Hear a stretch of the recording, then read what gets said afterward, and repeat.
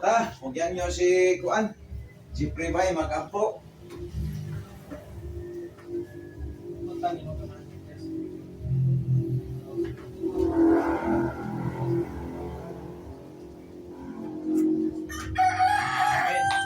Alright. Sudah sa atong Kuan. Siya man, kakawang na dito, ganyan ako. Nakawang. Bukwan. Bukol ang nadala.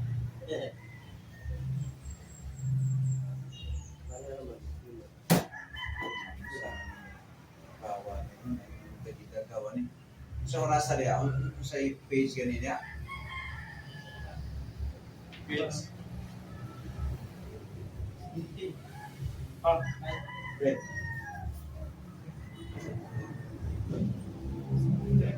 Page 23.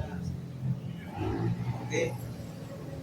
Special revelation, special lagda, hubad no, special 23. Okay. 73 ta magsugod. Jeep, sige Jeep. Basa Jeep, basa. Special nga mga nagda. Oo. Special ang mga nagda. Paghubad. Ang siguradong klase sa biblikanhong basahon, biblical, literal, mga kinahanglan o special na mga lagda sa paghubad. Okay. So may gi-advise niya mga special nga lagda diha, padayon. Special mga lagda uwan.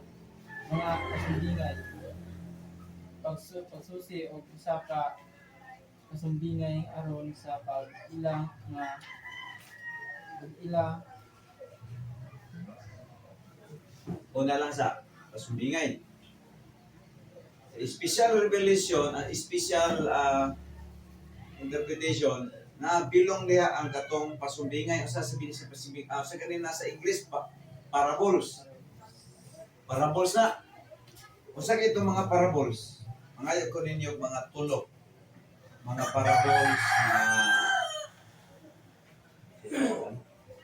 parables nga nasa Bible inyo hinumduman. Mga subingay man. Masubingay no? Okay, masa man to? Sa mga subingay sa Bible gani. Lahi tong simili ha. Ang simili, lahi siya sa subingay. Pero muray na ipari-pariha. Oh, sama anang usa kay itong simili gani. Kasi karen sa difference sa simili o subingay. Ano mo? Ang simili gihulag way sa usa ka butang. For example si Kristo. Ingon si Kristo, ako ang dalan. Usa gani na siya. Usa na nga lingwahe gani sa kanang paghubad nato sa hermeneutics. Itawag na siya og simili. Ang word nga simili meaning ba tao na siya sa mana ang karniro o hayop. Kung sa ganina siya, simili.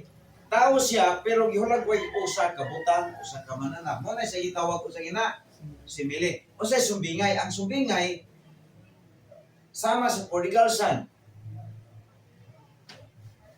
So, kabalo mo sa prodigal son, katong nasa Lucas.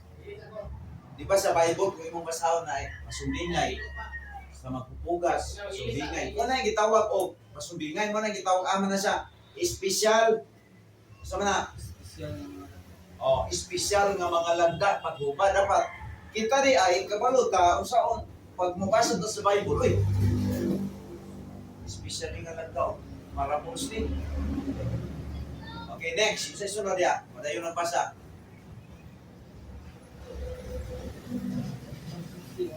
Sa ka sumbingay aron sa pag-ilang nagtudlo sa sentro kamaturan. Aha. So ang Bible, kining gidala-dala to nga Bible, doon na rin siya ay mga mga nagkalain-lain diri ang mga klase sa pagka-hubad. Na ay pasumbingay, na ay simili, na ay figurative, usa ni figurative. May nga figurative ganina, kanang ingon si Kristo nga. Ingon bitaw si Kristo sa diyan. Gub-a kini ninyong templo kay pakunon ko ni sa tunog adlaw. Unsa man na siya nga term? Figurative na siya. Oh, figurative, dili siya narrative. So ang narrative kana yung nagsaysay ang Biblia o isog kanang tinuod ba mga na samtang si Kristo tanawa sa John 12 sa na to. Mo nang gitawag og narrative. John 12 verse 1. Dapat makabalot ta sa gitawag og mga